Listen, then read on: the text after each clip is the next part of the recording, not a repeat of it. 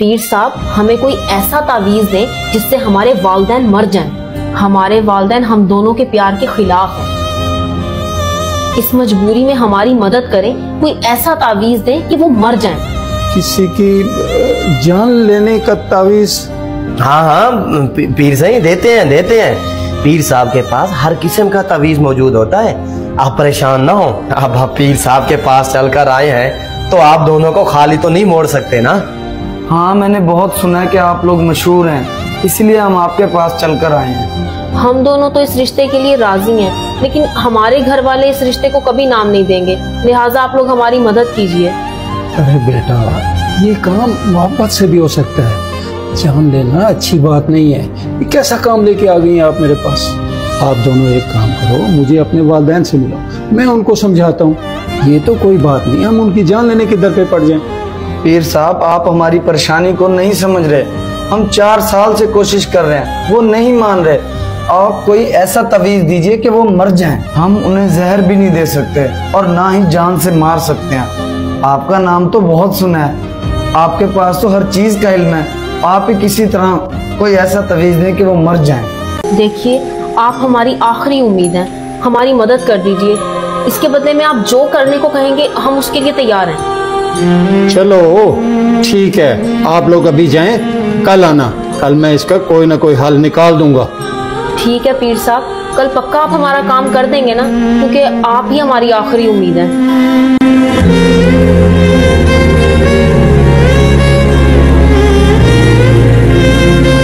पीर साहब, आप किन सोचों में गुम हैं? बच्चे हैं बेचारे, मासूम है, प्यार करने वाले हैं, उनका काम कर दे।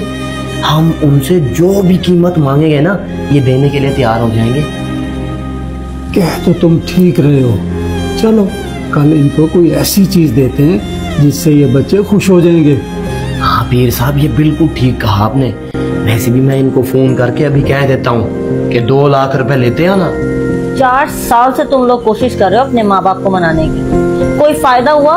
कुछ भी नहीं हुआ। अब तो एक दूसरे का पल्लू छोड़ दो, या तो फिर एक ही हल है कि अपने माँ बाप को जहर दे दो। नहीं, वो भी तुम लोग नहीं दे सकते, तो बस फिर एक दूसरे को भूल ही जाओ तुम दोनों। नहीं मानने वाले तुम लोगों के माँ बाप, लिखवा लो मुझसे। कल भी यही कहा था मैंने और आज भी यही कह रही हूँ। कब तक तुम दोनों उम्मीद लगा के बैठे रहोगे? यार तू तो ऐसी बातें ना कर, तू ही हमारी आखिरी उम्मीद है। अब तू भी ऐसी बातें करेगी? यार जो सच है वो ही बता रही हूँ। अब तो तुम्हारे माँ बाप मुझसे भी चिढ़ गए हैं, उन्होंने तुम्हारे घर आना मेरा भी बंद कर दिया। मुझे तो समझ नहीं आती उनके दिमाग में चल क्या रहा है। अच्छा ठीक है, हम लोग चलते हैं। टेंशन के मारे मेरा तो दिमाग ही खराब हो रहा है। जो मर्जी कर लो, तुम लोगों की शादी तो कभी नहीं हो सकती। इमरान, अब तो मुझे भी लगने लग गया है, हमें उम्मीद छोड़ देनी चाहिए। अरे नहीं नहीं पागल, पीर ने हमें यकीन दहानी कराई है ना, कल हम उसके पास जरूर चलेंगे। अरे वो तो मुझे फ्रॉडिया लग रहा है, मुझे लग रहा है हमें सिर्फ लूटेगा। अरे कुछ नहीं होता, तुम टेंशन मत लो, हमारे पास पैसों की कमी थोड़ी है। ये एक तावीज आप रख लो, ये एक आप रख लो। ये सुबह पानी के साथ निहार मुंह अपने वालिदैन को दे देना, तुम लोगों की परेशानी खत्म हो जाएगी। आप दोनों ये तावीज पानी में घोलकर पिला दो, वो जैसे ही पिएंगे पड़क कर मर जाएंगे और तुम दोनों का रास्ता साफ हो जाएगा। अच्छा पीर साहब, अब हमारी जान में जान आई है। अब ये तावीज उन्हें पिलाकर, उन्हें मारकर हम दोनों निकाह कर लेंगे। लेकिन ध्यान रहे, हमारा नाम बिल्कुल नहीं आना चाहिए। अरे पीर साहब आप टेंशन ना ले, हम देख लेंगे। आओ चलें।